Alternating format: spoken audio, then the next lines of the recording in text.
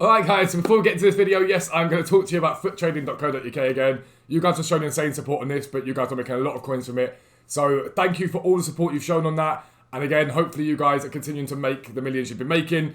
But for those of you who don't know what foottrading.co.uk is, essentially it's a website that was built by myself and Dan, aka V273, who is here, to bring together our knowledge of FIFA trading into one place where you guys can learn to trade, and we basically help you to trade. First thing to note is there are free trading guides on here. Anyone can use these. What are you waiting for? Go and check them out. They're completely free. It teaches you about trading with special cards, silvers, and icons.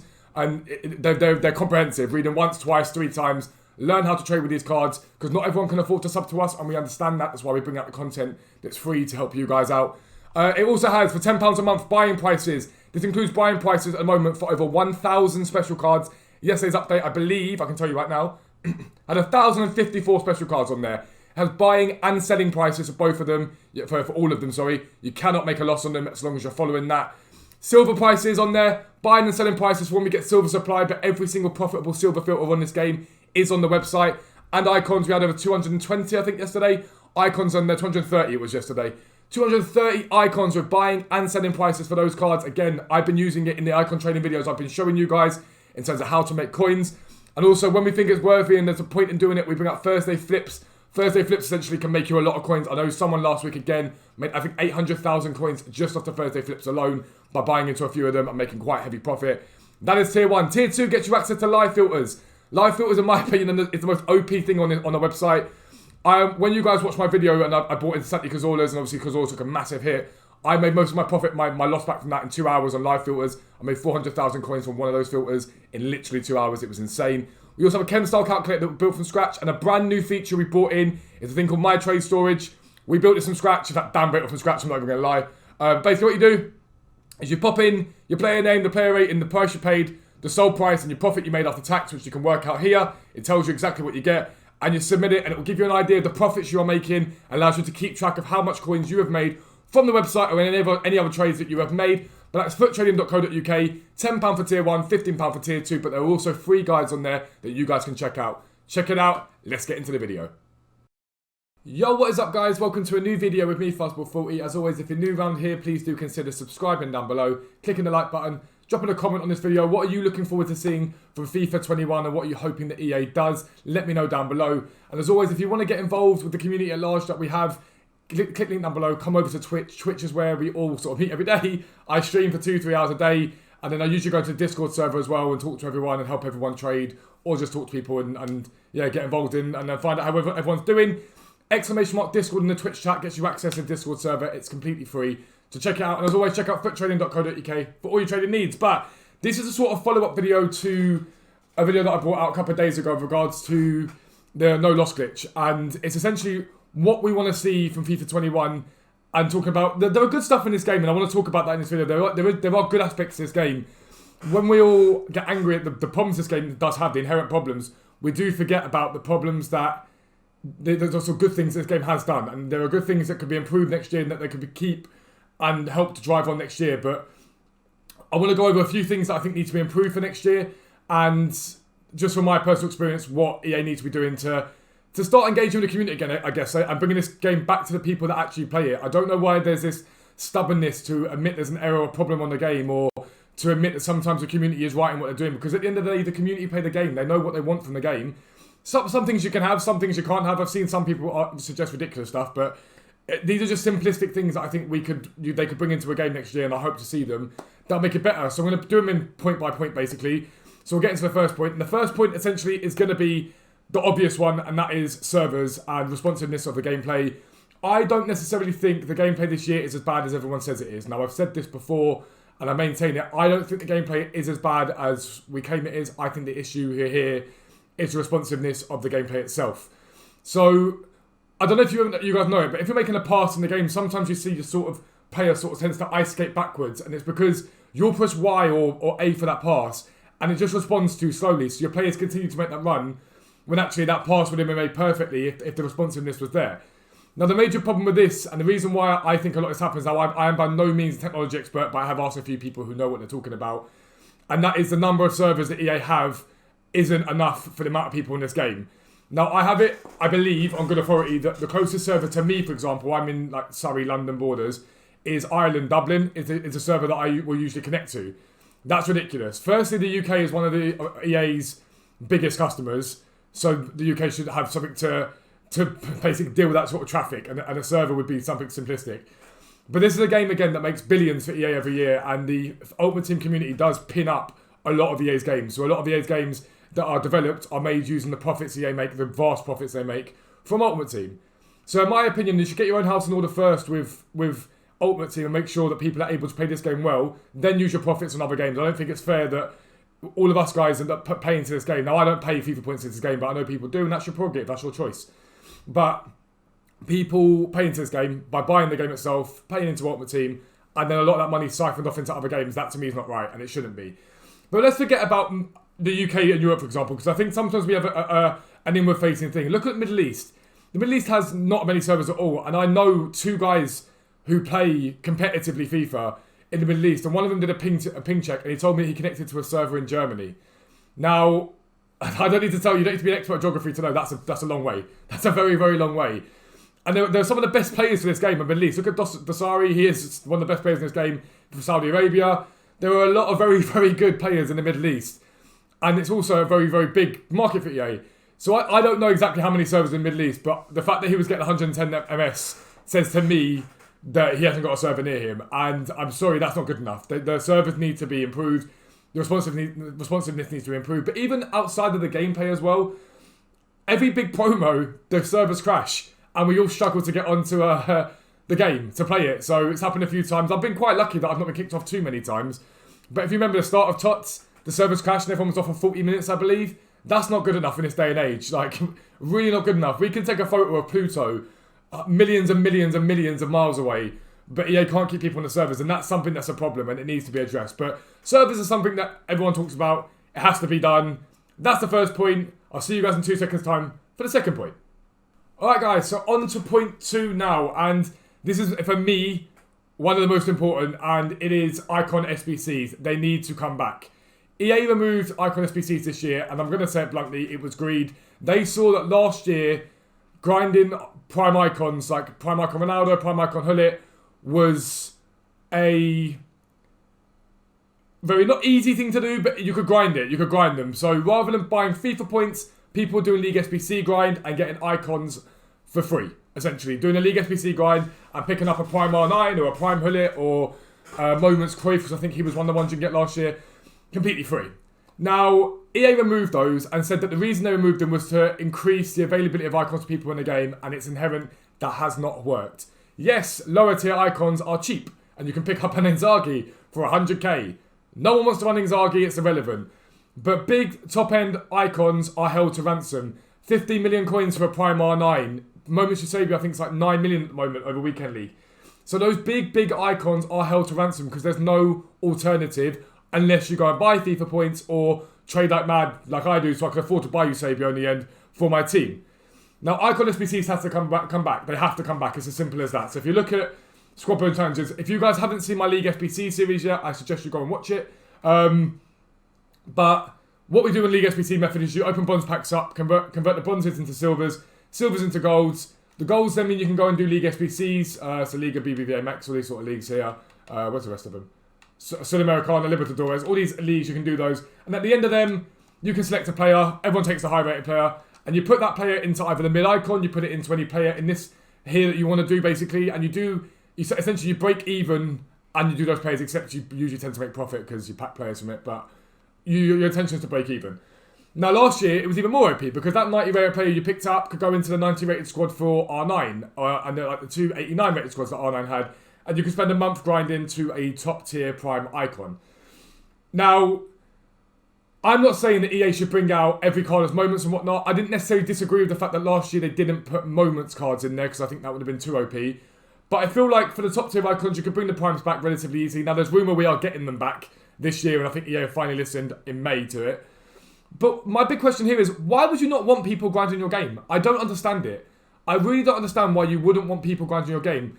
it didn't. I don't think it necessarily means that people are suddenly going to start spending money on FIFA points and going, right, I'm going to buy more FIFA points to get my team. Maybe it did. I don't know. I haven't seen EA's finances for this year. You can check them out for reference. You can look at them.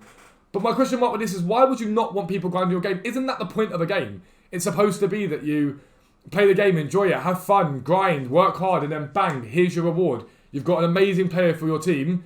Surely that's the point, and that's what you want people to be doing. So removing them, to me, it was just so counterproductive to the game. And the amount of people I know from last year that used to grind this game out like mad, that this year legitimately turn on at 6 PM, see what the content is, do whatever the content is, turn it off. Like, you should want people to be sat there for 12 hours a day if need be, grinding bronze packs into silvers, into golds, to get that R9 and say, look what I grinded, thank you EA. And that's it. And I don't necessarily think it'll affect profits massively, but if it does see the profits dip slightly, so what? It was loyalty in your game. That so many people that bought this game year on year on year. For me, Icon SBCs are crucial next year. They have to come back. Even if they come back this year, in my opinion, it's a little bit too late for it. I think they should have brought them back earlier on. That they knew they weren't working. I know, for speaking to a couple of game changers, that I know that secretly they knew this was an issue, and there's been meetings about this a couple months ago. And if they knew that, why is it taking 2 months to bring them back? And that to me isn't ideal. But yeah, Icon SBCs is what I want to see brought back. It's massively important. On to point 3. Okay, so point 3 is Division Rivals. Now, EA brought out Icon Swaps this year to replace Icon SBCs. In my opinion, Icon Swaps were a scam in terms of time. They're not difficult, but it wasn't until this Icon Swaps that really we got any half-decent players. And even in this Icon Swaps, the best players you're looking at, like this Hullet, is the game's passed him by. Maldini was good. I'll give Maldini that. Puyol weren't too bad for the coins. Obviously, big dog Mark Overmars. I love Mark Overmars. I liked him a lot, but he hasn't got massive value. Kenny Dalglish, like mid Dalglish at this point, like not bad. He's usable without a doubt, but mid Dalglish. Kaká, okay player, nothing special. Moments Bergkamp, not bad at all. Riquelme, absolute. Why the hell he even came into the game, I don't know. Maradona, he's okay. Weak foot lets him down. Petit, very, very good. Very, very good card. Cannavaro, very, very good. Very, very good card. But to grind these all basically out, like Zidane, why were these two? I have no idea why these two were. These were absolutely terrible decisions from them. Carlos Alberto, again, good, not bad.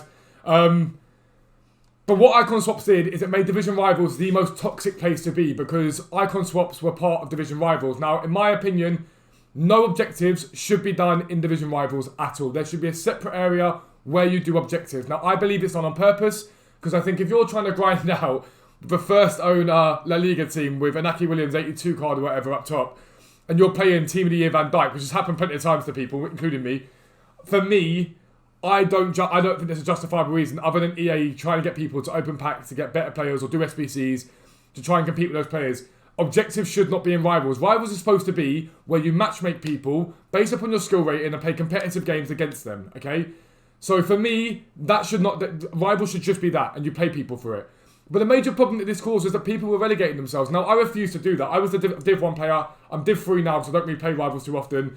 But I was up in Div 1 and I ended up getting relegated by losing games. So it naturally got relegated down to Div 3. I know people relegated themselves to Division 10, 9, 8, 7, 6. And in my opinion, that was bang out of order. Because you're then playing people who are Division 5, 6, 7, 8 players with your ability to play this game a lot better than they can, making their game a lot less enjoyable.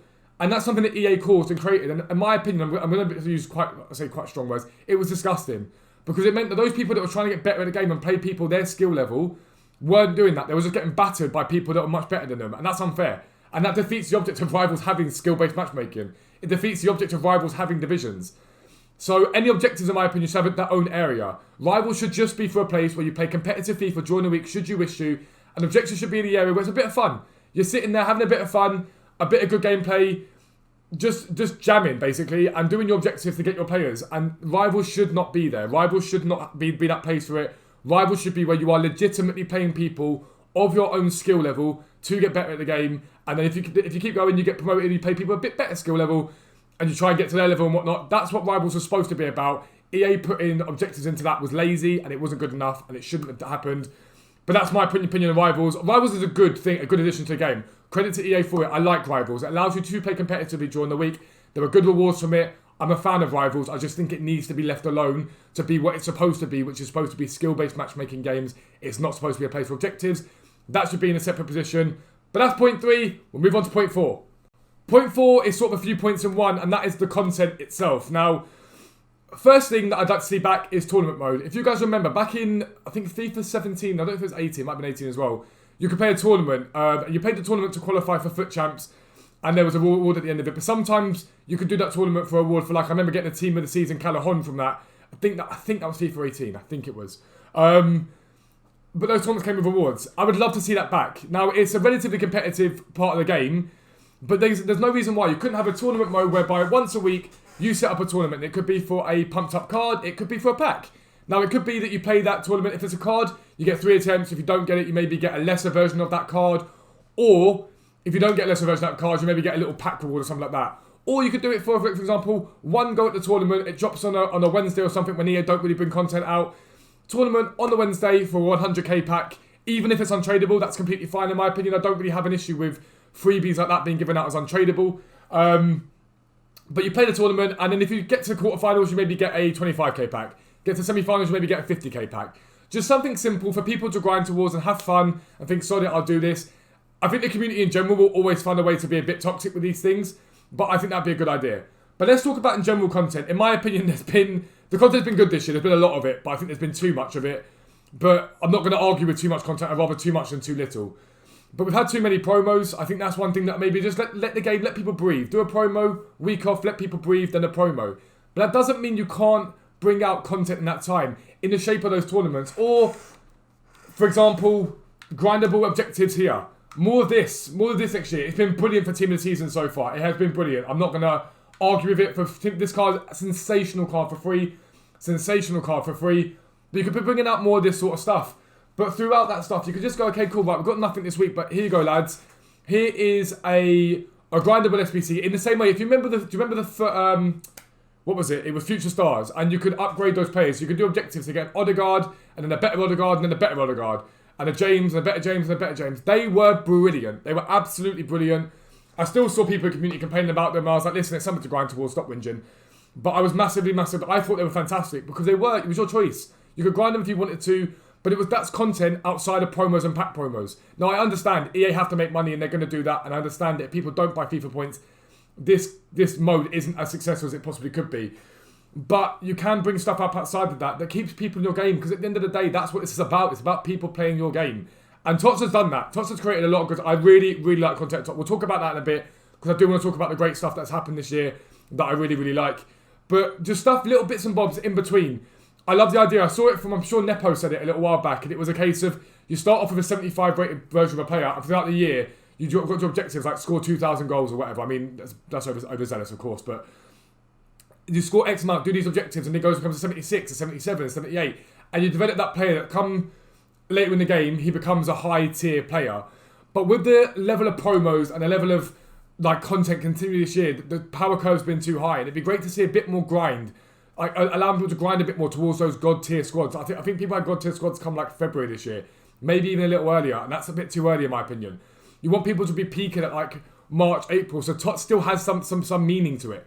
TOTW'S still has some meaning to it, and I think that's massively important. I think if we can find a way, if there can be a way that we can grind this game out, but not have the power curve too high, then perfect. I'm not sure exactly how that would work, but I just feel like maybe chill out the promos a little bit and just bring out grindable content, allow people to breathe between promos, and that will make a difference in terms of what we can do in this game. Gonna move on to point 5. I'll be right back. Alright guys, so now it's time to talk about EA themselves. I understand that EA are caught between a rock and a hard place a lot of the time. They are caught between a rock and a hard place. And so not everyone is going to get everything they want, and EA can't please people all the time. For example, I don't think that a Villa card from the League SBC for the Liga Santander is bad.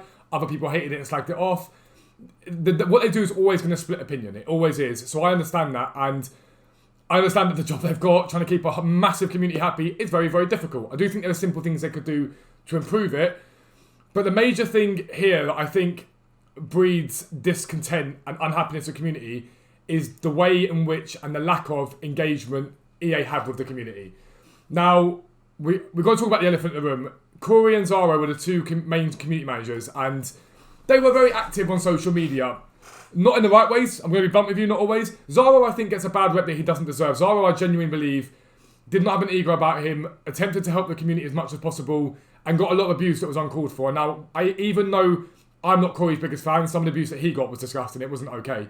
But Zaro especially. Zaro, I genuinely believe, actually, and still does. I don't know what his role is currently. I've not really looked it up. But Zaro genuinely cared. He did genuinely care. Corey, on the other hand, I have an issue with. And I don't think how he came to be a community manager I struggle with. Because I feel like when EA interview people and see that they're going to be that, they then, once you've given the role, you need to look at what they're doing. So both Zaro and Corey, on their personal accounts, would say EA community manager and engage with people on that because that's what you do as a community manager. You engage with the community, right? And I do remember one part where there was a real big issue in the game, and Corey was just talking to someone random on Twitter as if it was nothing. It was fine, da-da-da-da-da. Some guy asked a legitimate question and said, any idea when we can expect a fix this or something along those lines? And Corey turned around and said, don't get involved in it. Can you not see that I'm having a private conversation, please? And firstly, you're on social media, talking in public. That's not a private conversation. You don't get to have that. If you want to have that, have it in your DMs.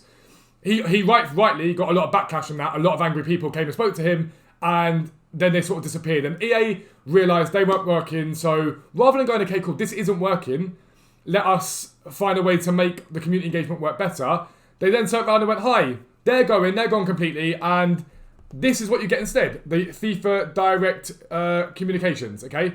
FIFA Direct Communications. So we got a tweet on the 13th of May about the Ostend SBC problem. 15th and 16th. It's the 18th now, we've had nothing back. 15th. The communication from this account is terrible. It really is terrible. It's not fit for purpose. It doesn't do what it's supposed to do. It's nowhere near good enough. With all the problems there are in this game, like, EA have privately acknowledged that there is a no-list glitch going on at the moment.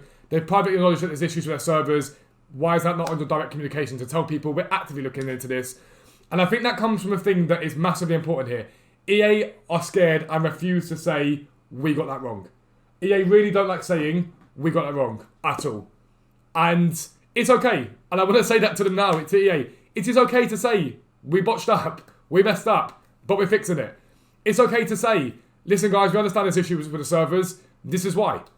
People understand. People get understanding of it. We can't afford to buy new servers because we've bought it into this, or we've given you as many servers, like having extra servers won't make a difference, for example. Just anything. Any sort of engagement so the community understands what is going on with this game, and so you're engaging with people. Saying to people, what do you want to see from our game? Listening to feedback. Not just game changers, at all. Put a poll out, put a survey out, get people to answer it and say, what did you like about this year? What didn't you like about this year? And engaging actively with people. But having a faceless Twitter account is not the way to do that, and it's not good enough. It isn't good enough. Again, this company's getting rich off of us, and there's very little engagement back to say, hey, we love what you guys do to help us become the company we are now, the big conglomerate we are now. Here's something back for you guys. I feel like other games like Madden and stuff like that, you see a lot more engagement. With us, you don't. And the engagement that we do get a lot of time is very poor. Like, when EA messed up the red picks, we got a message back in game saying we fixed your issue. No, there was not an issue. It was your issue. When something goes wrong in the game, it's okay, cool, we'll have an update. Or it's like the red picks, it was ages before, I think it was 2 hours before they acknowledged it. At one point there was an issue with the game, and I think it took them 12 hours to acknowledge the issue. That is not good enough. And again, some people are like, oh yeah, we're in Vancouver, different time zone. No, sorry, you've got the money to be able to have staff that are looking into this 24/7. You can have people in different time zones, spread it out. But all we want is more engagement. I think that's all everyone wants. It's just a little bit of talking and, hey, guys, this is what we've got planned for this. Hey, guys, this is what we've got planned for that. And there's nothing wrong with that. The other thing about that as well is EAC trading, for example. I'm a trader, I do trading. You've got people like Flair, you've got people like Run the Foot Market, you've got people like V273, the guy that I work with. And you've got people trading, and EA do their level best to screw those people over. I'm like, again, no, why would you want to screw people over? Because number one, it's not going to work. Most traders tend to be relatively intelligent people. They can find a way around it. But why would you want to screw people over that are playing your game and teaching people to play your game and grind your game? I understand there's an element of that that's, oh, well, they're stopping them from buying FIFA points from us. And I get that's the bottom line for EA. It is money, and I understand their business. But I just feel like, again, engage with traders. Say to traders, okay, cool, well, what can we do that's going to find a middle ground whereby you guys can keep producing good content? I mean, no matter what, we're going to produce good content. But what can we do to help you guys out and maybe find some sort of middle ground here that means that you guys can potentially teach the community and grow? And there's nothing wrong with that. Foster a less toxic game and bring people together. And that's what this game's supposed to be about. So that's in terms of what EA themselves need to be doing, in my opinion. The final point we're going to do is talk about what is good about this year, because there are a lot of good stuff, and a lot that gets overlooked by the fact that people are so angry with this game. So I'll be right back in 2 seconds, and we'll talk about some of the better stuff that happened this year. Alright guys, so final point is we're going to talk about the good stuff this year. So first thing we'll talk about is the better promos that EA brought out this year. For me, Ultimate Screen was very, very good. One of my favourite promos of this year. Brought up cards, gave them monster boosts. But for the first time, Ultimate Screen players were usable later in the game. I still see people running that PK, brilliant value SBC. I still people running that, see people run that Screen PK. I still see that Screen Aguero in draft in people's teams. A lot of the cards are still relatively usable now. I still see that Sabitzer every now and then. It was a really good promo, some good value SBCs in there, really good fun. I loved the pack animation on it. It was I loved it. I thought it was brilliant. Team of the Year, thought it was very, very good as well. A lot of content, a lot of sort of grind, a lot of stuff that you could work towards, premium Premier League upgrades. And for me, TOTW'S has been a sensational promo, an absolutely brilliant promo. 3 cards to grind towards, relatively decent value SBCs, Coutinho aside, I don't know what they were thinking. But you can't please everyone. That's the one thing that you have to understand. You can't please everyone. People talking about Militao. For me, Militao was of value, but I understood it couldn't be cheaper because everyone would run him. Any more expensive, it wouldn't have worked. So for me, Militao was of value, but you can't please everyone. But TOTW'S has been very, very good. Very, very good. If we look at objectives, I like this objective section. I really like that EA do this. But this has been neglected ridiculously. It's a brilliant thing. Go out and score a goal in 2 separate rival wins with these players to get a really relatively usable player at the time. But you're told, hold on to the group reward for an additional upgrade opportunity. Where are they coming from? Where are these upgrade opportunities? So, if you look at Serie A player, for example, like you've got these players that have come, but it's 2 upgrades. Like you've got 1 upgrade on top. So Politano got upgraded once, and I mean we've got this now. 191. We're only from 100k pack. We are only 9 wins next week. Nice. These cards should have been upgradable all year. It shouldn't have been like, okay, you do them now and 4 months later we forget that this exists. They should have been upgradable all year to allow people to keep going again and keep re-grinding it again. It should never have been a one-time thing. Like, these things came out early in the year. Why on earth were they not used more? But they were good. People got a very good card. Put that Politano card. It's still run to this day. They're very, very good. More of this is brilliant. Foundations is irrelevant, basically. Season objectives, I love this stuff. It's really, really good. A TOTW'S Sabitzer for playing the game. A Dilrosun, I know people are slagging off his weak foot, but it's a free card for playing the game. Reguilon, brilliant card for playing the game. TOTW'S Falcao, good card playing the game. This is brilliant. I like seeing this stuff. I really, really like it. It's just stuff to do on the game. I'd like to see the rewards maybe a little bit more OP. So, for example, if you're looking at, I don't know, what we got here? Team Season So Far kit, for example. Yep, you get the Team Season So Far kit, but why not throw an untradeable 25k pack in there? Like, just to make it even more sweet. Like, untradeable packs are not a problem when you're doing it, when you're grinding out of this. The week 4 silver, why not throw at the end of those an untradeable 25k pack if you get to the golds and silvers and whatnot? Just stuff like that can improve it, but it is good. And the season progress, I like this.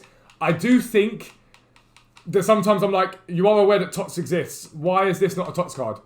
Like, okay, City, not a bad card. Is he that usable? Not really. Pedro, good card.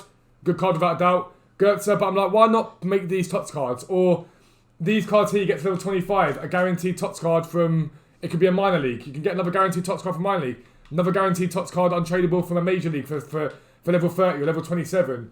Those sort of things I think reward people. We're at the end of the game now, throw it back in there.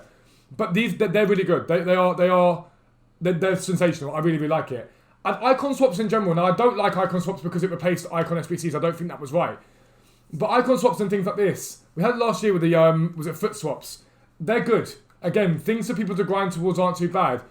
But the rewards for a lot of this year haven't been good enough. I like the idea behind this, but I think they need to lower it down. I think icons SBC should be separate. They should sit there separately. And then icon swaps could be a thing perhaps whereby, I don't really know if you needed players, but maybe players to improve people's themes. But maybe once a month you throw in there and go, okay, cool. Here's a baby icon pack at the beginning of the game. Here's a mid-icon pack middle of the game. And like here later in the game is a prime icon pack for completing these challenges once a month. Just once a month, throw it out there, let people grind towards it and say, okay, cool, I don't know if specific icons are there, I think you could do that. But you could do something like that, like a foot rewards hub, a foot rewards tab to improve this. But it is good. Icon swaps isn't bad. I just don't like that it messed up, that it sort of overplaced icon SBCs. That was not the play at all. League SBCs. We need to talk about League SBCs. They've been done well this year, but they've also not been done well this year. EA really, really did reduce their effectiveness this year with the pack rewards and whatever. But I like the fact that they listened to feedback with this. Now, I love the fact that we got, and we're going to get again, hopefully tomorrow, I believe it is, those upgrade packs, the better upgrade packs. If you guys are wondering where League SBC method is, that will be back tomorrow with those upgrade packs starting it off again. But I like the fact that we saw this. So we saw that they saw that it was happening and they gave us those upgrade packs. I like the fact that they've increased the rating of these players. But again, I just think they could, again, just tweak it next year, bring it back to what it was. There was no one complained about it. There was no real drama about it. Bring it back. Realistically, Foot Economist, I'm looking at you because you're the content guy. Start bringing it back to the community again. But I also like the dearth of players that they brought into this sort of here to the end. So there's Sergio Ramos, there's Leroy Sané, the Hazard, the Goretzka, all this stuff that they brought to the end of the game that's sitting in here. I really, really like this. I think it was good. But they had to do that because the market wasn't being held up in any way, shape or form by like it would be by normal icons. So it's something that they need to think about next year without a doubt. They have to think about it. But I do like it. But that's some of the good stuff they've done this year. There is some really, really cool stuff this year they've done. But I just think that we need to bring the game back to the people, bring it back to us people, and it's okay to say, hey guys, what do you want to see? Hey guys, we messed up. I don't think anyone is complaining about them saying that. I think that's an okay thing for them to do. But lads, that's what I want to see from FIFA 21. Tell me down below what you guys want to see. If there's anything else added, take away. If you disagree with anything I'm saying, please do say down below. Don't go for abuse out because you're going to get blocked. But by all means, turn around and say, this is what we want to see. This is what I want to see. I don't agree with that. I do agree with that. I'm here to listen to you guys. But that's going to be the end of the video. If you are new around here, please do consider subscribing down below. Clicking the like button, all that good stuff. It's massively appreciated. But for now, lads, I am out. Peace out. I'll speak to you soon.